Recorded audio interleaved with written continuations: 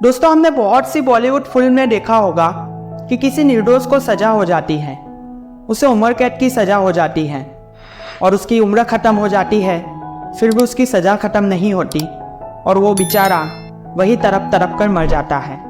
और हमारी इस प्रैक्टिकल लाइफ में भी हम कुछ ऐसा ही करते हैं। मिसअंडरस्टैंडिंग के कारण हम बहुत से रिश्तों के बीच में कुछ दरार पैदा कर देते हैं।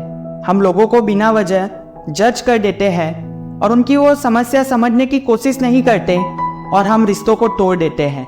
हम सामने वाले व्यक्ति को बुरा समझ लेते हैं।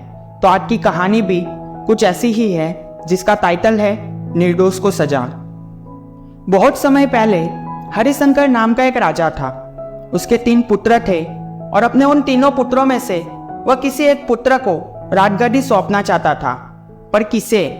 राजा ने एक तरकीब निकाली और उसने तीनों पुत्रों को बुलाकर कहा, अगर तुम्हारे सामने कोई अपराधी खड़ा हो तो तुम उसे क्या सजा दोगे? पहले राजकुमार ने कहा कि अपराधी को मौत की सजा दी जाए, तो दूसरे ने कहा कि अपराधी को काल कोठरी में बंद कर दिया जाए।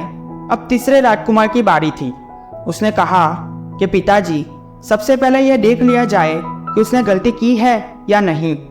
इसके बाद उस राजकुमार ने कहानी सुनाई और वो कहानी कुछ इस प्रकार थी। किसी राज्य में एक राजा हुआ करता था। उसके पास एक सुंदर सा तोता था। वह तोता बड़ा बुद्धिमान था।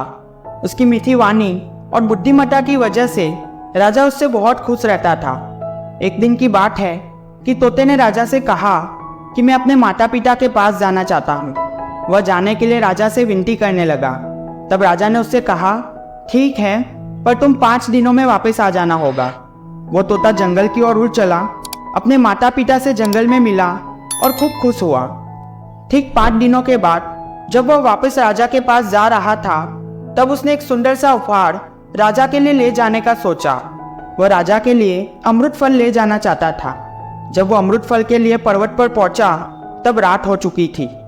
उसने फल को तोड़ा और रात वही गुजारने का सोचा। वह सो रहा था, तभी एक सांप आया और उस फल को खाना शुरू कर दिया। सांप के जहर से वह फल भी विषाक्त हो चुका था, जहरीला हो चुका था। जब सुबह हुई, तब तोता उड़कर राजा के पास पहुंच गया और कहा, महाराज, मैं आपके लिए अमृत फल लेकर आया हूँ।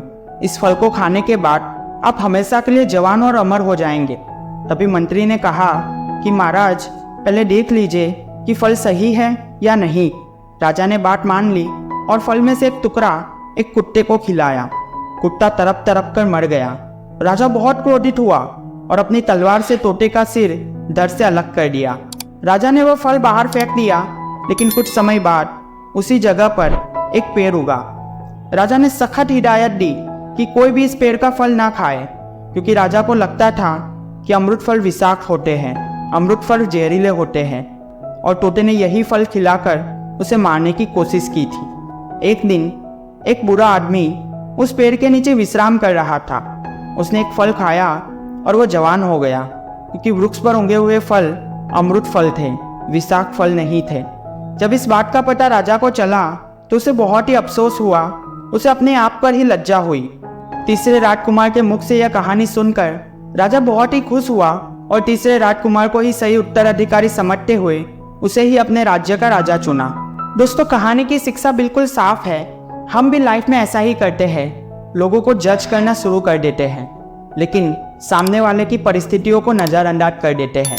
आपके सामने ये जो इमेज दिखाई जा रही है, उसमें आप साफ देख पा रहे हो, दोनों व्यक्ति के बीच में एक नंबर है। एक तरफ वाला उस नंबर को 6 देख रहा है और दूसरी तरफ वाला उस नंबर को 9 देख रहा है। दोनों अपने आप में सही है, लेकिन एक दूसरे के लिए गलत है। इसलिए बेहतर ये होता है कि हम लोगों को जज करने से पहले उसकी जगह पे खड़े होकर के देखें कि उसकी जगह से विजन कैसा है, और फिर बाद में उस व्यक्ति को जज करें और बाद में उस व्यक्ति को अपने आप की नज़र में अपराधी साबित करें।